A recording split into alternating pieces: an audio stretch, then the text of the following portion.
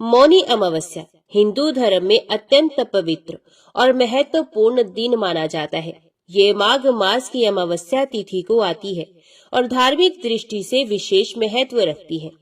इस दिन को मौन रहकर तप, ध्यान और स्नान का दिन माना जाता है।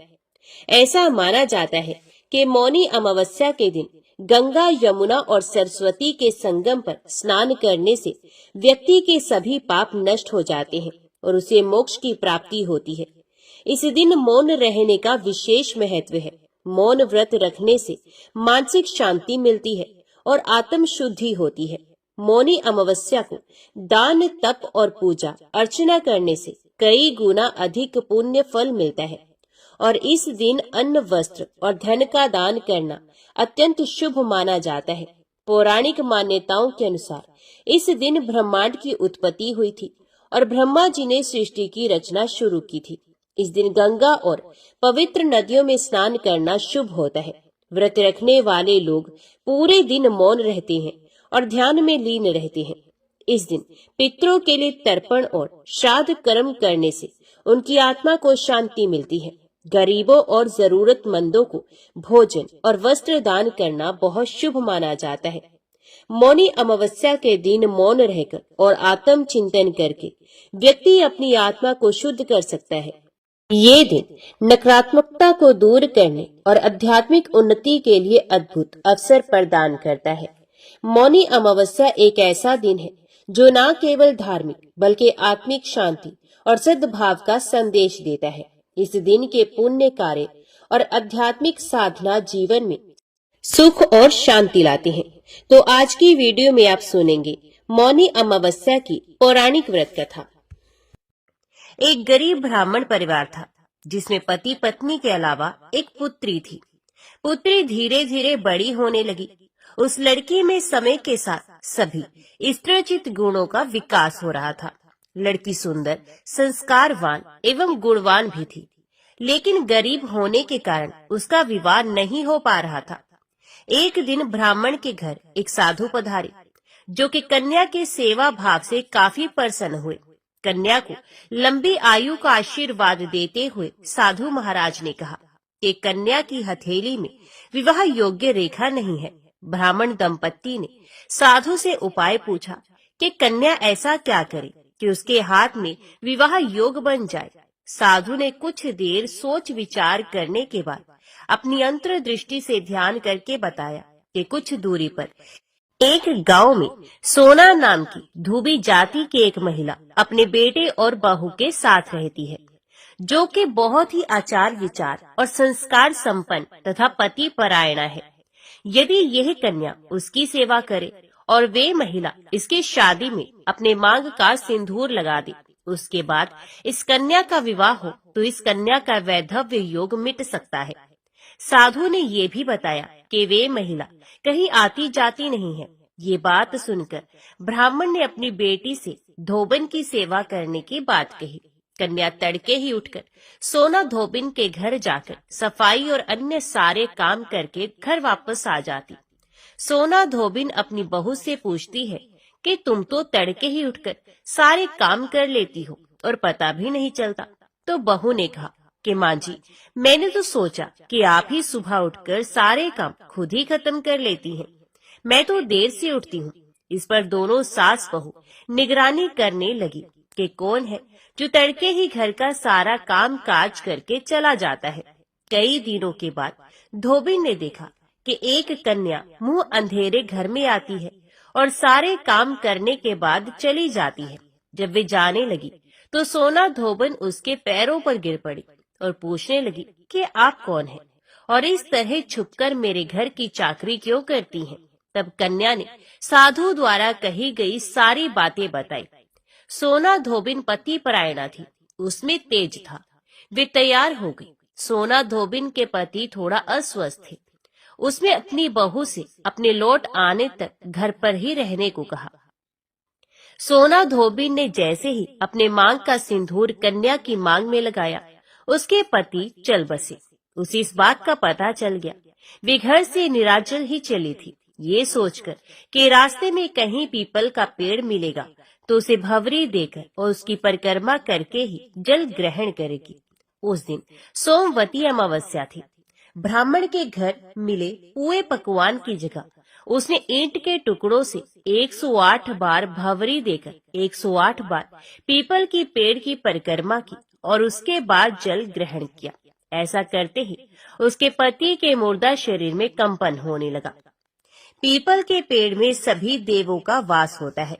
अतः सोमवती अमावस्या के दिन से शुरू करके जो व्यक्ति हर अमावस्या के दिन भंवरी परिक्रमा करने देता है, उसके सुख और सौभाग्य में वृद्धि होती है। जो हर अमावस्या को ना कर सके, वे सोमवार को पड़ने वाली अमावस्या के दिन 108 वस्तुओं की भंवरी देकर सोना, धोबिन और गौरी गणेश की पूजा करता है, उसे अखंड सौभाग्य की प्राप्ति होती है। ऐसी परंपरा है कि पहली सोमवती अमावस्या के दिन धान, पान, हल्दी, सिंदूर और सुपारी की भंवरी दी जाती है। उसके बाद की सोमवती अमावस्या को अपने सामर्थ्य के हिसाब से फल, मिठाई, सुहाग सामग्री, खाने की सामग्री इत्यादि की भंवरी दी जाती है। भंवरी पर चढ़ाया गया सामान किसी सुपात्र ब्राह्मण, ननद या भांजे को दिया जा सकता है। अपने गोत्र या अपने से निम्न गोत्र में वे दान नहीं देना चाहिए। कहा जाता है कि महाभारत में भीष्म ने युधिष्ठिर को इस दिन का महत्व समझाते हुए कहा था कि इस दिन पवित्र नदियों में स्नान करने वाला मनुष्य समृद्ध, स्वस्थ और सभी दुखों से मुक्त होगा। ऐसा भी माना जाता है कि स्नान करने से पितरों की आत्माओं को शांति मिलती है। मरीचि के वंशज देवताओं के पितृगण जहाँ निवास करते हैं, वे लोग सोमपत के नाम से विख्यात है। देवता लोग उन पितरों का ध्यान किया करते हैं। वे यज्ञ परायण पितृगण अग्निश्वात नाम से प्रसिद्ध हैं। जहाँ वे रहते हैं, वहीं अशोदा नाम की एक नदी प्रवाहित होती है, जो उन्हीं पितरों की मानसी कन्या है। प्राचीन काल में पितरों ने वहीं एक अशोद नामक सरोवर का भी निर्माण किया था। पूर्व काल में अशोदा ने 1 सहस्त्र दिव्य वर्षों तक घोर तपस्या की। उसकी तपस्या से संतुष्ट होकर पितृगण उसे वर प्रदान करने के लिए उसके समीप पधारे। वे सब के सब पितृ दिव्य रूपधारी थे। उनके शरीर पर दिव्य सुगंध का अनुलेप लगा हुआ था तथा गले में दिव्य पुष्प माला लटक रही थी। वे सभी नव युवक, बल संपन्न एवं कामदेव के सदृश सौंदर्यशाली थे।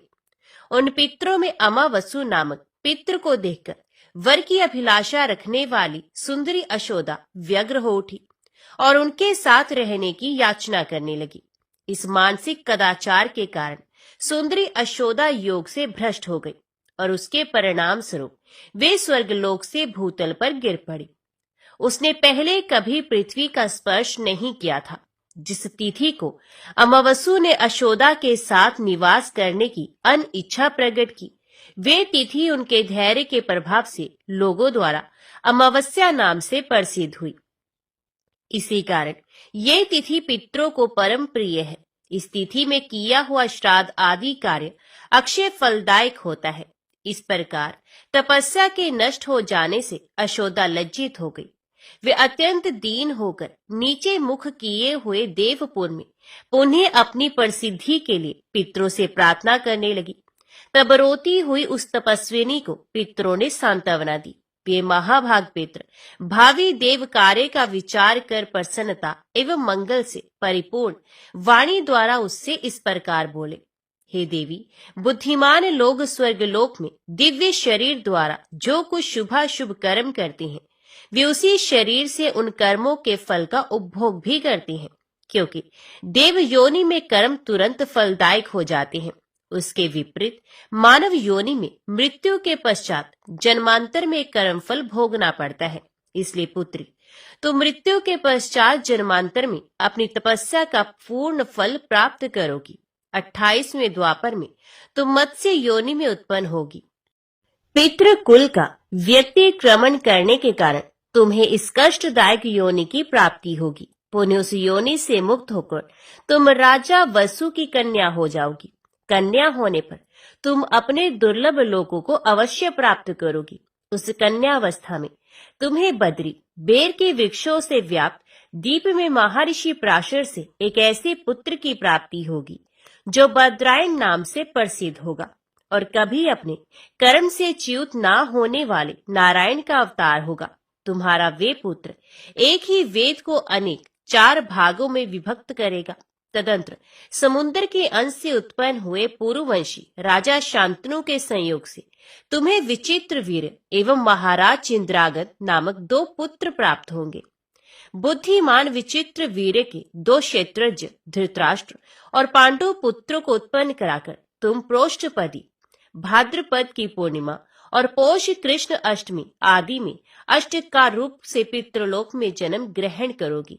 इस प्रकार मनुष्य लोक में सत्यवती और पितृलोक में आयु एवं आरोग्य प्रदान करने वाली तथा नित्य संपूर्ण मनोवांछित फलों की प्रदात्री अष्टका नाम से तुम्हारी ख्याति होगी।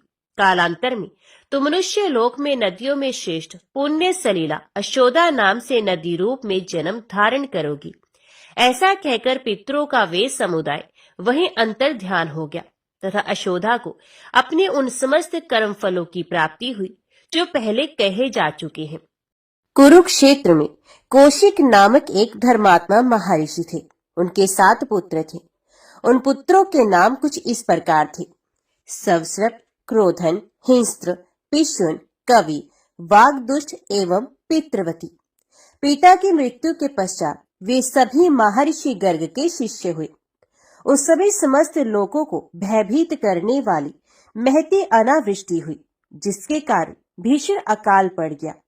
इसी बीच वे सभी तपस्वी अपने गुरु गर्गाचार्य की आज्ञा से उनकी सेवा में लग गए।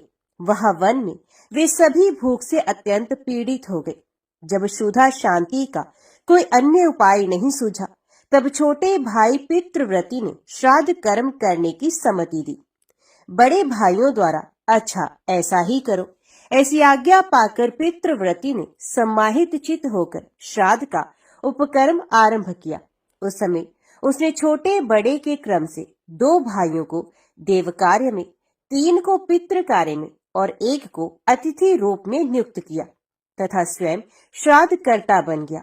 इस प्रकार पितृप्रायण पितृव्रती ने पितरों का स्मरण करते हुए मंत्रोच्चारण पूर्वक श्राद्ध कार्य संपन्न किया।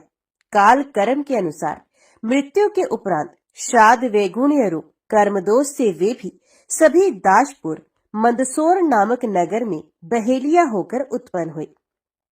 किंतु पितृ स्नेह श्राद्ध कृत्य से भावित होने के कारण उन्हें पूर्व जन्म के वृतांतों का स्मरण बना रहा। पूर्व जन्म के कर्मों के परिणाम स्वरूप विक्रूर कर्मी बहेलियों के घर में पैदा तो हुए, परंतु पितरों के ही महात्म्य से वे सभी जाति स्मर पूर्व जन्म के वृतांतों के ज्ञाता भी बने रहे। पुण्य श्राद्ध कर्म के फल से वैराग्य उत्पन्न हो जाने के कारण उन सभी ने अनशन करके अपने अपने उस शरीर का त्याग कर दिया। तदंतर वे 7 कालंजर पर्वत पर भगवान नीलकंठ के समक्ष मृग योनि में उत्पन्न हुए। वहां भी पितरों के स्नेह से अनुभावित होने के कारण वे जाति स्मर बने ही रहे। उस योनि में भी ज्ञान और वैराग्य उत्पन्न हो जाने के कारण उन लोगों ने तीर्थ स्नान में अनशन करके लोगों के देखते देखते धर्म पूर्वक प्राणों का उत्सर्ग कर दिया। तत्पश्चात उन 7 योग अभ्यासी जनों ने मानसरोवर में चक्रवाक की योनि में जन्म धारण किया। अब आप लोग नाम एवं कर्म अनुसार उन सभी का वृत्तांत श्रवण कीजिए। इस योनि में उनके नाम है सुमना, कुमुद, शुद्ध, शीघ्रदर्शी, सुनेत्रक, सुनेत्र और अंशुमान। ये 7 योग के पारदर्शी थे। इनमें से अल्प बुद्धि वाले 3 तो योग से भ्रष्ट हो गए और इधर उधर भ्रमण करने लगे। उसी समय एक पांचाल वंशी नरेश, जो महान बल और पराक्रम से संपन्न था तथा जिसके पास अधिक से अधिक सेना और वाहन थे, अपने क्रीड़ा उद्यान में स्त्रियों के साथ अनेकाविध हाव भाव से क्रीड़ा कर रहा था। उस शोभाशाली राजा को देखकर उन जल पक्षियों में से एक को, जो पितृ भक्त श्राद्ध करता पितृव्रती नामक ब्राह्मण था, उसके मन में राज्य प्राप्ति की आकांक्षा उत्पन्न हो गई। इसी प्रकार दूसरे दोनों ने राजा के 2 मंत्रियों को प्रचुर सेना और वाहनों से युक्त देखकर इस मृत्यु लोक में मंत्री पद प्राप्त करने की इच्छा व्यक्त की। उनमें जो 4 निष्काम थे वे सभी श्रेष्ठ ब्राह्मण कुल में पैदा हुए। उन तीनों में से पहला राजा विभ्राज के पुत्र रूप में ब्रह्मदत्त नाम से विख्यात हुआ तथा अन्य 2 कंडरीक और सुबालक नाम से मंत्री के पुत्र हुए। राजा विभ्राज की मृत्यु के उपरांत विद्वान पुरोहित ने ब्रह्मदत्त को राज्य पर अभिषिक्त कर दिया। वे पांचाल नरेश ब्रह्मदत्त प्रबल पराक्रमी, सभी शास्त्रों में प्रवीण, योगज्ञ और सभी जंतुओं की बोली का ज्ञाता था। देवल की सुंदरी कन्या जो सनती नाम से विख्यात थी, राजा ब्रह्मदत्त की पत्नी हुई। वे ब्रह्मवादिनी थी। उस पत्नी के साथ रहकर राजकुमार ब्रह्मदत्त राज्य भार संभालने लगा। एक बार राजा ब्रह्मदत्त अपनी पत्नी सनती के साथ भ्रमण करने के लिए उद्यान में गया। वहां उसने काम कलह से व्याकुल एक कीट दंपत्ति चींटा चींटी को देखा।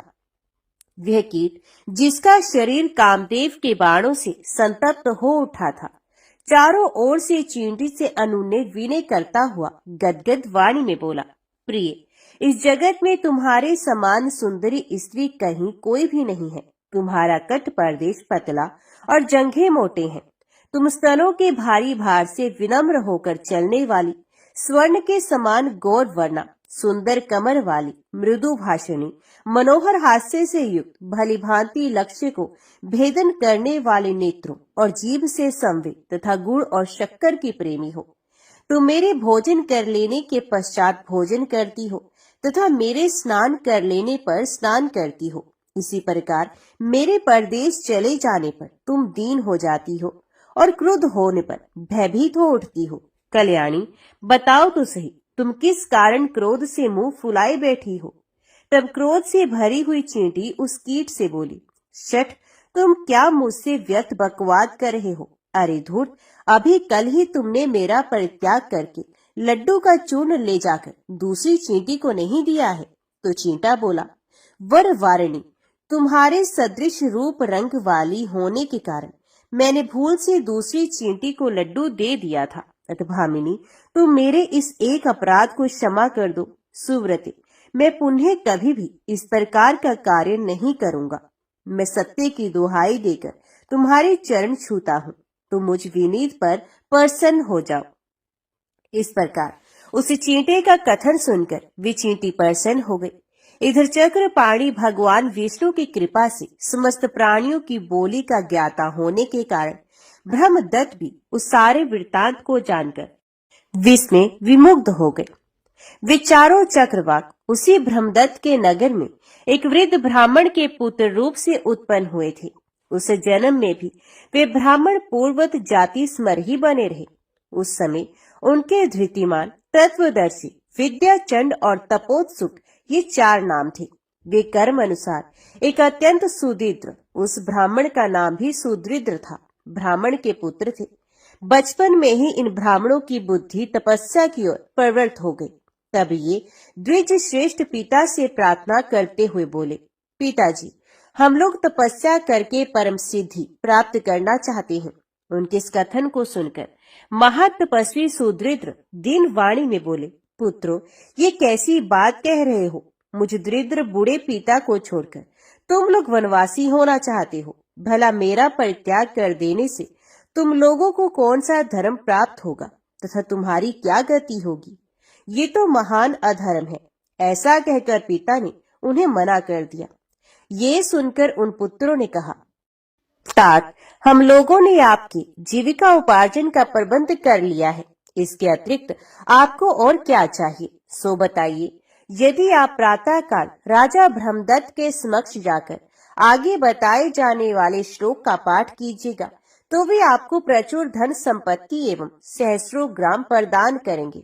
उस श्लोक का अर्थ यो है, जो कुरुक्षेत्र में श्रेष्ठ ब्राह्मण, दासपुर मंदसौर में व्यात, कालंजर पर्वत पर मृग और मान सरोवर में 7 चक्रवाक थे, वे सिद्ध होकर यहाँ निवास करते हैं। पिता से ऐसा कहकर वे सभी तपस्या करने के लिए वन में चले गए। इधर वृद्ध सुदृढ़ भी अपनी स्वार्थ सिद्धि के लिए राजभवन की ओर चल पड़े। अब ब्रह्मदत्त की उत्पत्ति कथा बताते हैं। पूर्व काल में पांचाल देश के एक अणहु नामक नरेश हो गए हैं, जो विभ्राट के पुत्र थे। वे पुत्र प्राप्ति की कामना से कठोर व्रत में तत्पर होकर सामर्थ्यशाली एवं सर्वव्यापक देव देवेश्वर श्री नारायण श्री हरि की आराधना करने लगे।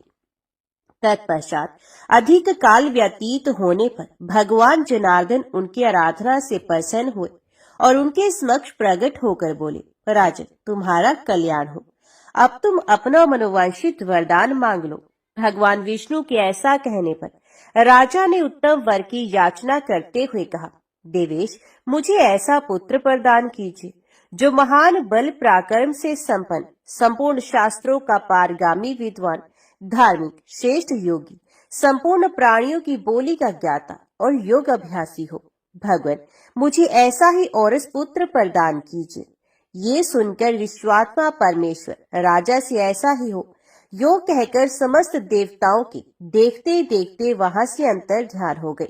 तदंतर समय अनुसार वही प्रतापी ब्रह्मदत्त उस राजा अणहु का पुत्र हुआ, जो आगे चलकर संपूर्ण जीवों पर दयालु, समस्त प्राणियों में अमित बल संपन्न, संपूर्ण प्राणियों की भाषा का ज्ञाता और समस्त प्राणियों के राजाधिराज सम्राट हुआ।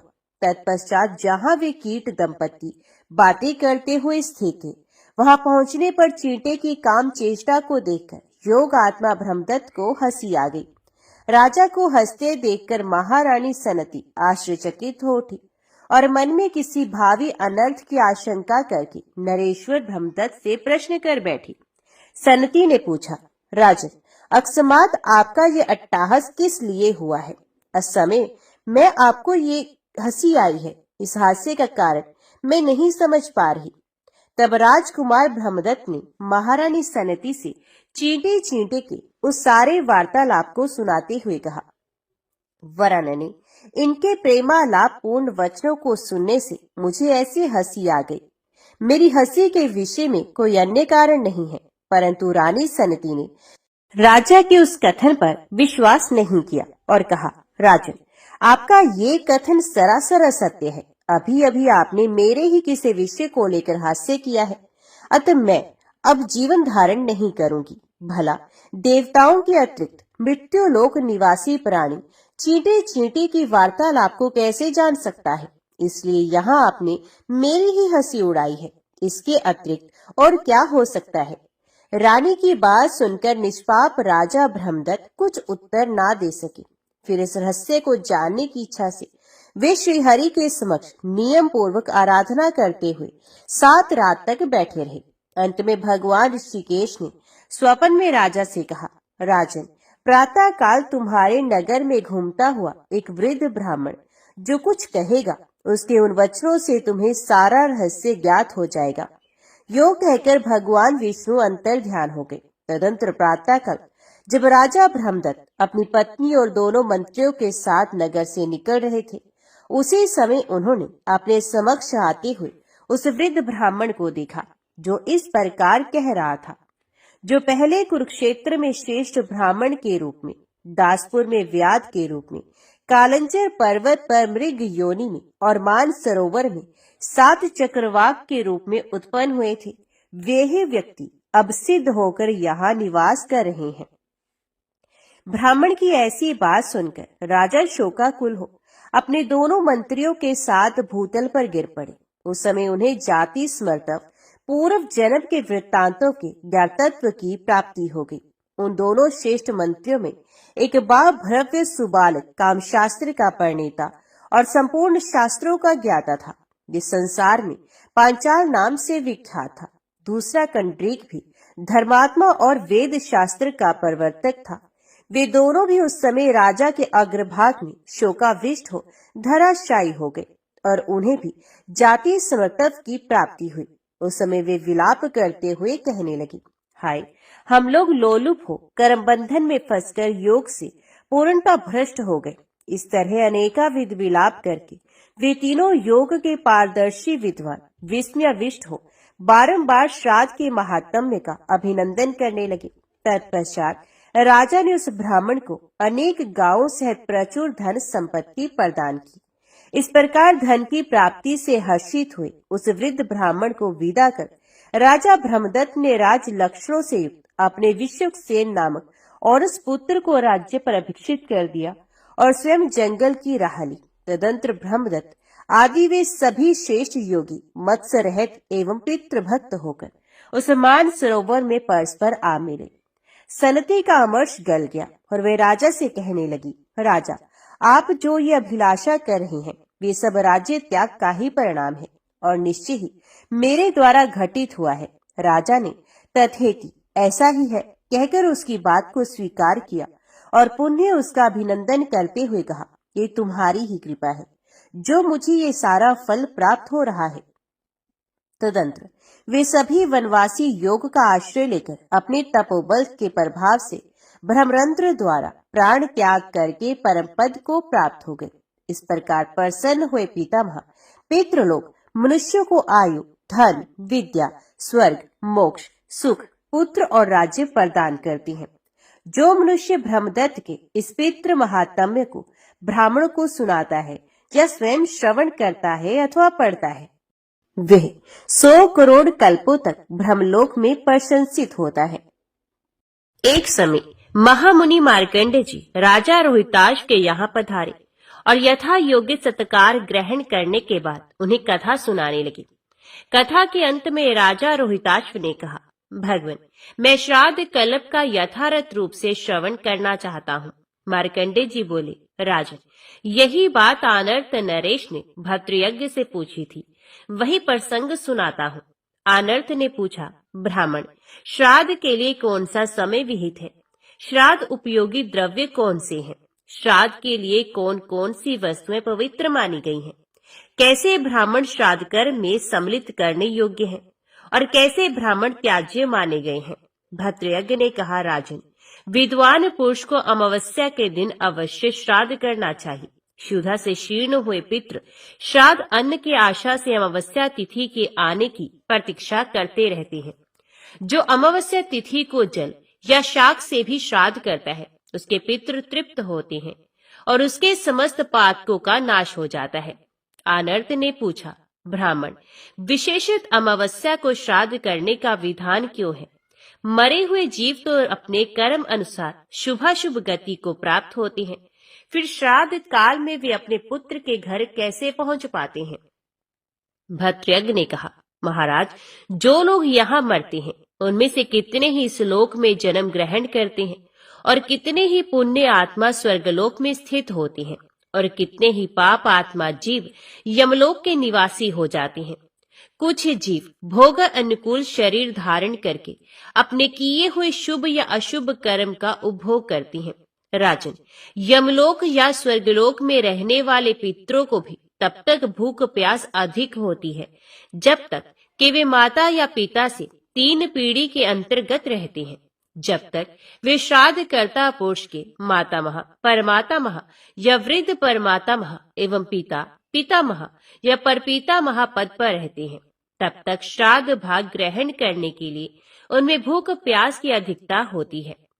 पितृलोक या देवलोक के पितृ तो श्राद्ध काल में सूक्ष्म शरीर से आकर श्राद्धीय ब्राह्मणों के शरीर में स्थित होकर श्राद्ध भाग ग्रहण करते हैं, परंतु जो पितृ कहीं शुभाशुभ भोग में स्थित हैं या जन्म ले चुके हैं, उनका भाग दिव्य पितृ आकर ग्रहण करते हैं और जीव जहाँ जिस शरीर में होता है वहाँ तद अनुकूल भोग की प्राप्ति कराकर उसे तृप्ति पहुँचाते हैं।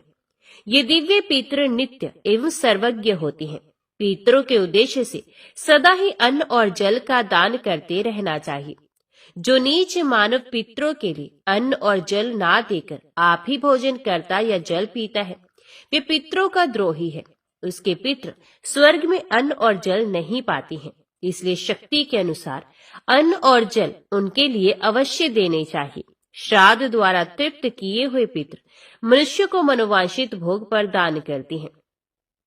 आनर्त नरेश ने पूछा, ब्राह्मण, श्राद्ध के लिए और भी तो नाना प्रकार के पवित्रम काल है, फिर अमावस्या को ही विशेष रूप से श्राद्ध करने की बात क्यों कही गई है? भद्रयज्ञ ने कहा, महाराज, ये सत्य है कि श्राद्ध के योग्य और भी बहुत से समय हैं, मनवादी तिथि, युगादि तिथि, संक्रांति काल, व्यतिपात, गज छाया, चंद्र ग्रहण और सूर्य ग्रहण, इन सभी समयों में पितरों की तृप्ति के लिए श्राद्ध करना चाहिए।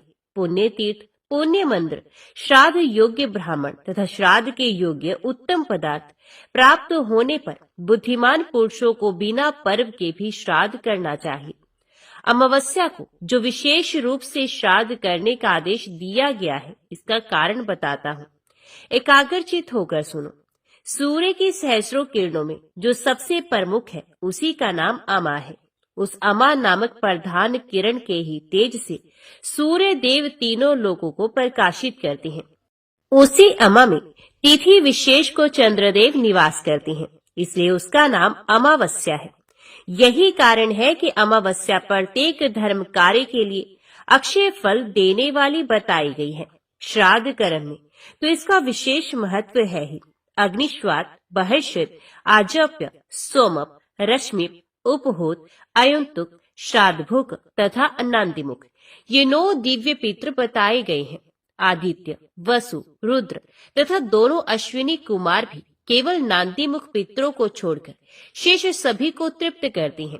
ये पितृगण ब्रह्मा जी के समान बताए गए हैं। अथ पद्म योनि ब्रह्मा जी उन्हें तृप्त करने के पश्चात सृष्टि कार्य आरंभ करते हैं। इनके सिवा दूसरे भी ऐसे मृत्यु पितर होते हैं जो स्वर्गलोक में निवास करते हैं। वे 2 प्रकार के देखे जाते हैं, एक तो सुखी और दूसरे दुखी। मृत्युलोक में रहने वाले वंशज जिनके लिए श्राद्ध करते और दान देते हैं, वे सभी वहां हर्ष में भरकर देवताओं के समान प्रसन्न होते हैं। जिनके लिए उनके वंशज कुछ भी दान नहीं करते, वे भूख प्यास से व्याकुल और दुखी देखे जाते हैं। एक समय की बात है, अग्निश्वात आदि सभी पितृ देवराज इंद्र के पास गए। महाराज इंद्र ने उन्हें आया देख संपूर्ण देवताओं के साथ भक्ति पूर्वक उनका पूजन किया। इसके बाद जब वे देव दुर्लभ पितृलोक को जाने लगे, तब क्षुधा पिपासा से पीड़ित रहने वाले मृत्यु पितरों ने दिव्य स्तोत्रों से, पितृ सूक्त के मंत्रों से तथा पितरों को संतुष्ट करने वाले अन्यान्य वैदिक स्तोत्रों से उन सबकी स्तुति करके दीनतापूर्ण वचनों द्वारा उन्हें प्रसन्न किया। तब वे दिव्य पितर प्रसन्न होकर उनसे बोले, सुव्रतो, हम सब तुम लोगों पर प्रसन्न हैं, बोलो तुम क्या चाहते हो। मृत्यु पितृ बोले, दिव्य पितृगण, हम मनुष्यों के पितर हैं। अपने कर्मों द्वारा मृत्युलोक से स्वर्गलोक में आकर देवताओं के साथ निवास करते हैं, परंतु यहाँ हमें अत्यंत भयंकर भूख और प्यास का कष्ट होता है। जान पड़ता है हम आग में जल रहे हैं। यहाँ के नंदन आदि वनों में बड़े सुंदर सुंदर वृक्ष हैं, सब में फल लगे हैं, परंतु उन फलों को जब हम हाथ में लेते हैं और यत्न पूर्वक जोर जोर से खींचते हैं, तो भी वे डाली से टूटकर अलग नहीं होते। प्यास से पीड़ित होकर यदि हम देव नदी गंगा का जल हाथ में उठाते हैं और पीते हैं, तब हमारे हाथ में उस जल का स्पर्श ही नहीं होता। इस स्वर्गलोक में कोई खाता पीता नहीं दिखाई देता, अतः यहाँ का निवास हमारे लिए अत्यंत भयंकर हो गया है। यहाँ जो देवता और ग्रह आदि हैं, ये सब विमान में बैठे हुए पर संचित दिखाई देते हैं।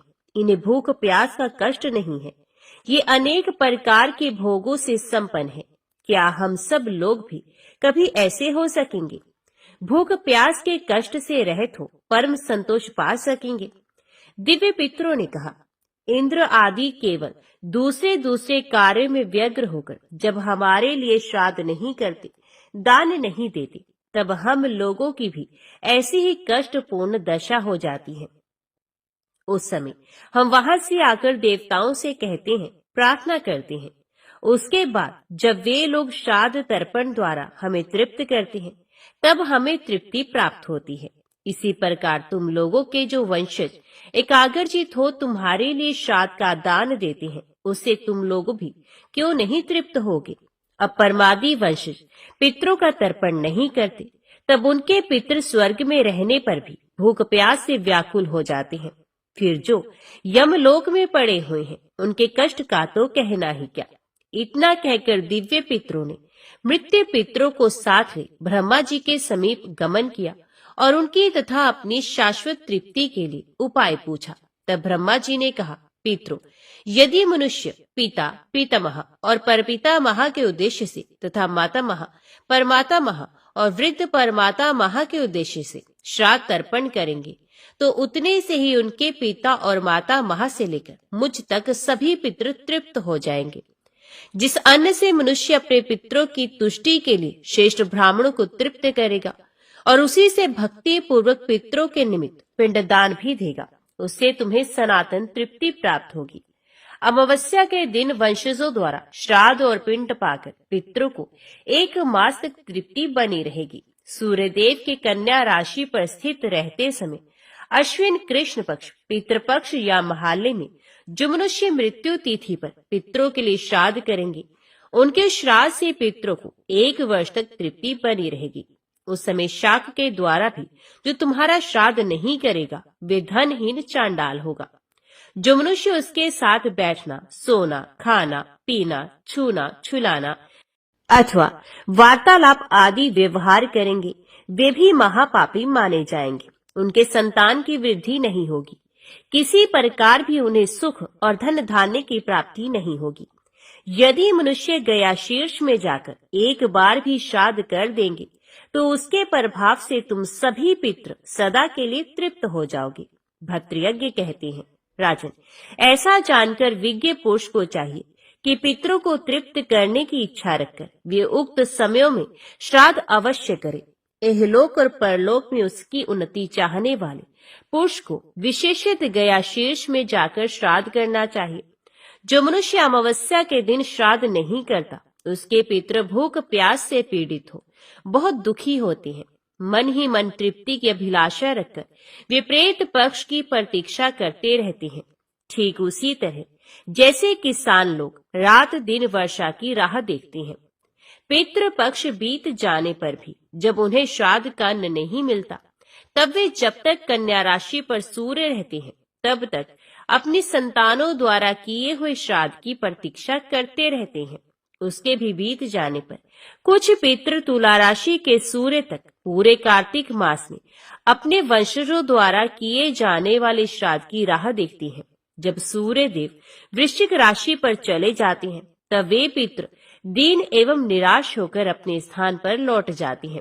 राजन, इस प्रकार पूरे 2 मास तक भूख प्यास से व्याकुल पितृ वायु रूप में आकर घर के दरवाजों पर खड़े रहते हैं।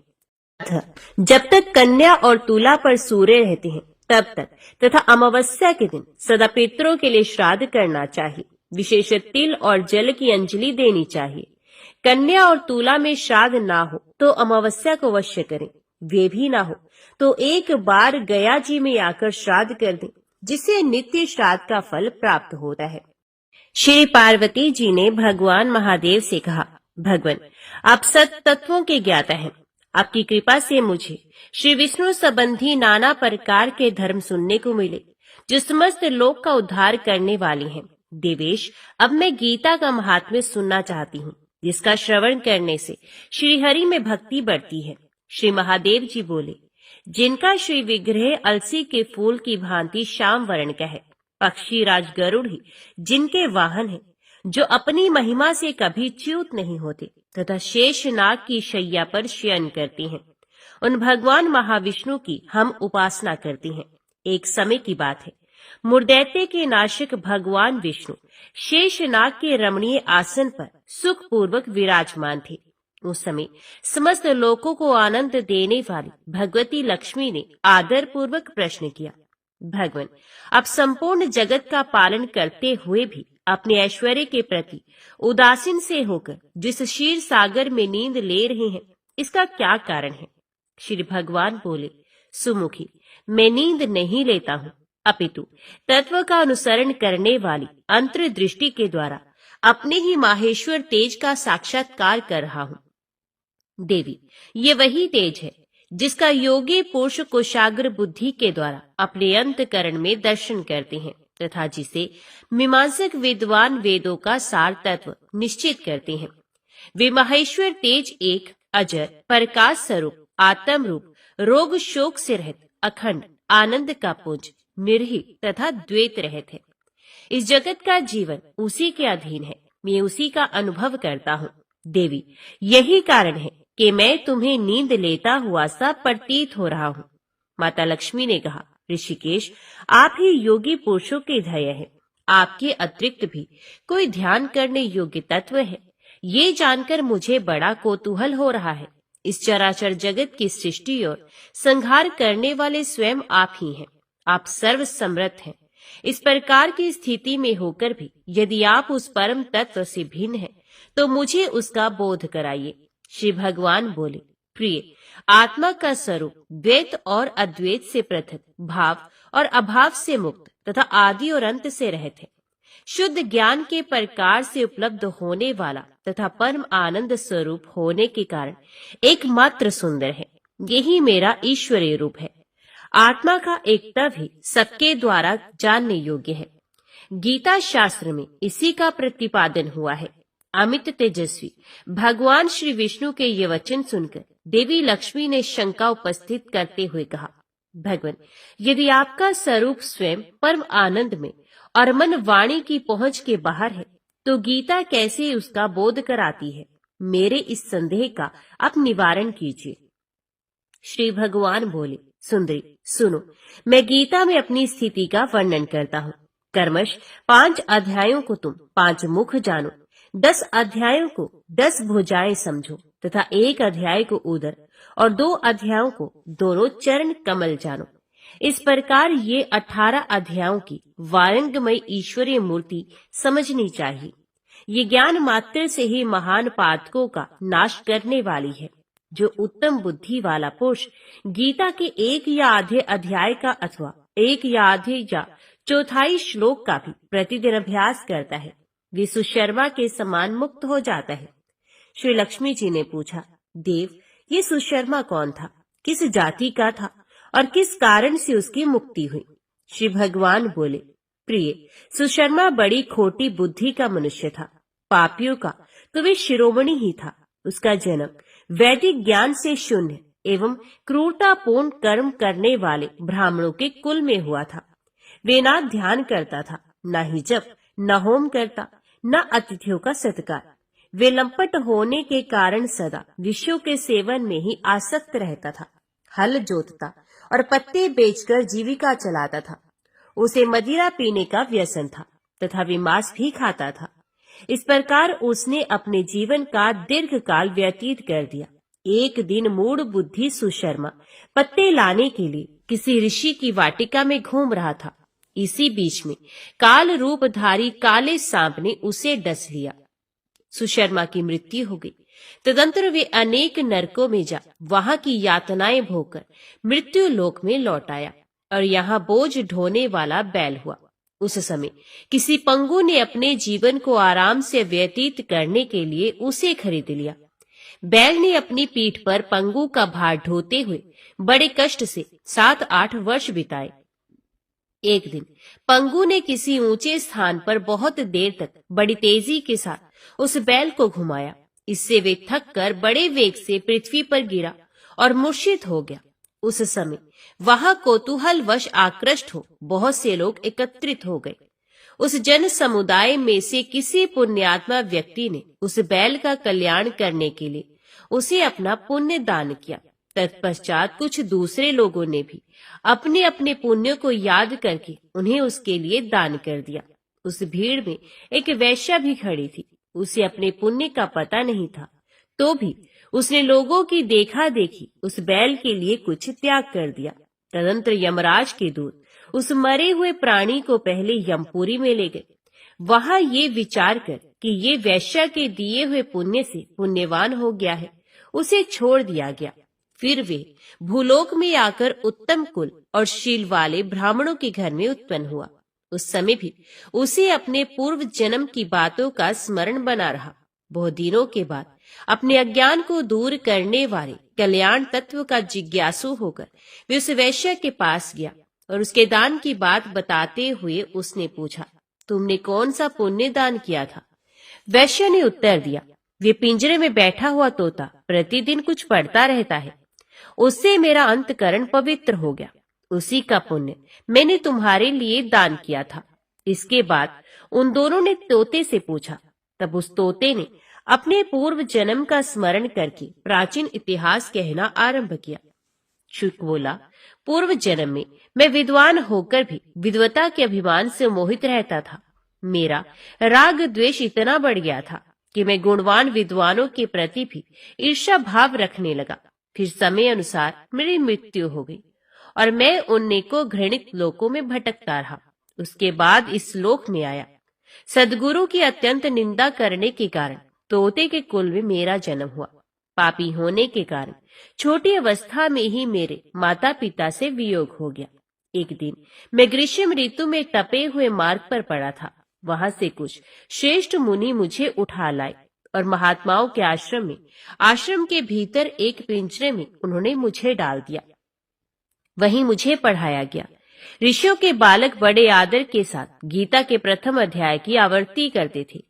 उन्हीं से सुनकर मैं भी बारंबार पाठ करने लगा। इसी बीच में एक चोरी करने वाले बहेलिये ने मुझे वहां से चुरा लिया। तत्पश्चात इस देवी ने मुझे खरीद लिया। यही मेरा वृत्तांत है, जिसे मैंने आप लोगों से बता दिया। पूर्व काल में मैंने इस प्रथम अध्याय का अभ्यास किया था, जिससे मैंने अपने पाप को दूर किया है। फिर उसी से इस वैश्य का भी अंतकरण शुद्ध हुआ है और उसी के पुण्य से ये द्विजश्रेष्ठ सुशर्मा भी पाप मुक्त हुए हैं। इस प्रकार परस्पर वार्तालाप और गीता के प्रथम अध्याय के महात्म्य की प्रशंसा करके वे तीनों निरंतर अपने अपने घर पर गीता का अभ्यास करने लगे। फिर ज्ञान प्राप्त करके वे मुक्त हो गए। इसलिए जो गीता के प्रथम अध्याय को पढ़ता, सुनता तथा अभ्यास करता है, उसे इस भवसागर को पार करने में कोई कठिनाई नहीं होती। लक्ष्मी, प्रथम अध्याय के महात्म्य का उत्तम उपाख्यान मैंने तुम्हें सुना दिया। अब अन्य अध्याय के महात्म्य श्रवण करो। दक्षिण दिशा में वेद वेता ब्राह्मणों के पुरंदरपुर नामक नगर में श्रीमान देव शर्मा नामक एक विद्वान ब्राह्मण रहते थे। वे अतिथियों के पूजक, स्वाध्यायशील, वेद शास्त्रों के विशेषज्ञ, यज्ञों का अनुष्ठान करने वाले और तपस्वियों के सदा ही प्रिय थे। उन्होंने उत्तम द्रव्यों के द्वारा अग्नि में हवन करके दीर्घ काल तक देवताओं को तृप्त किया, किंतु उन धर्मात्मा ब्राह्मण को कभी सदा रहने वाली शांति नहीं मिली। वे परम कल्याण में तत्व का ज्ञान प्राप्त करने की इच्छा से प्रतिदिन प्रचुर सामग्रियों के द्वारा सत्य संकल्प वाले तपस्वियों की सेवा करने लगे। इस प्रकार शुभ आचरण करते हुए उन्हें बहुत समय बीत गया। तदंतर एक दिन पृथ्वी पर उनके समक्ष एक त्यागी महात्मा प्रकट हुए। वे पूर्ण अनुभवी, आकांक्षा रहित, नासिका के अग्रभाग पर दृष्टि रखने वाले तथा शांत चित्त थे। निरंतर परमात्मा के चिंतन में संलग्न हो वे सदा आनंद विभोर रहते थे। देव शर्मा ने उन नित्य संतुष्ट तपस्वी को शुद्ध भाव से प्रणाम किया और पूछा, महात्मन, मुझे शांतिमय स्थिति कैसे प्राप्त होगी? तब उन आत्मज्ञानी संत ने देव शर्मा को सोपुर ग्राम के निवासी मित्रवान का, जो बकरियों का चरवाहा था, परिचय दिया और कहा, वही तुम्हें उपदेश देगा। ये सुनकर देव शर्मा ने महात्मा के चरणों की वंदना की और समृद्धिशाली सोपुर ग्राम में पहुंचकर उसके उत्तर भाग में एक विशाल वन देखा। उसी वन में नदी के किनारे एक शिला पर मित्रवान बैठा था। उसके नेत्र आनंद तिरेक से निश्चल हो रहे थे। वे अपलक दृष्टि से देख रहा था। वे स्थान आपस का स्वाभाविक वैर छोड़कर एकत्रित हुए परस्पर विरोधी जंतुओं से घिरा था। वहां उद्यान में मंद मंद वायु चल रही थी। मृगों के झुंड शांत भाव से बैठे थे और मित्रवान दया से भरी हुई आनंदमयी मनोहारिणी दृष्टि से पृथ्वी पर मानो अमृत छिड़क रहा था। इस रूप में उसे देखकर देव शर्मा का मन प्रसन्न हो गया। वे उत्सुक होकर बड़ी विनय के साथ मित्रवान के पास गए। मित्रवान ने भी अपने मस्तक को किंचित निवाकर देव शर्मा का सत्कार किया। तदंतर विद्वान देव शर्मा अनन्य चित्त से मित्रवान के समीप गए और जब उनके ध्यान का समय समाप्त हो गया, उस समय उन्होंने अपने मन की बात पूछी। महाभाग, मैं आत्मा का ज्ञान प्राप्त करना चाहता हूँ। मेरे इस मनोरथ की पूर्ति के लिए मुझे किसी ऐसे उपाय का उपदेश कीजिए जिसके द्वारा सिद्धि प्राप्त हो चुकी हो। देव शर्मा की बात सुनकर मित्रवान ने एक क्षण तक कुछ विचार किया। उसके बाद इस प्रकार कहा, विद्वान, एक समय की बात है। मैं वन के भीतर बकरियों की रक्षा कर रहा था। इतने में ही एक भयंकर व्याघ्र पर मेरी दृष्टि पड़ी, जो मानो सबको ग्रस लेना चाहता था। मैं मृत्यु से डरता था, इसलिए व्याघ्र को आते देख बकरियों के झुंड को आगे करके वहां से भाग चला। किंतु एक बकरी तुरंत ही सारा भय छोड़कर नदी के किनारे उस व्याघ्र के पास बेरोक टोक चली गई। फिर तो व्याघ्र भी द्वेष छोड़कर चुपचाप खड़ा हो गया।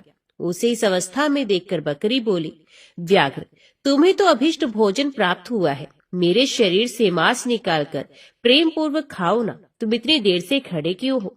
तुम्हारे मन में मुझे खाने का विचार क्यों नहीं हो रहा है? तो व्याघ्र बोला, बकरी, इस स्थान पर आते ही मेरे मन से द्वेष का भाव निकल गया। भूख प्यास भी मिट गई, इसलिए पास आने पर भी अब मैं तुझे खाना नहीं चाहता। व्याघ्र के यो कहने पर बकरी बोली, ना जाने मैं कैसे निर्भय हो गई। इसमें क्या कारण हो सकता है? यदि तुम जानते हो तो बताओ।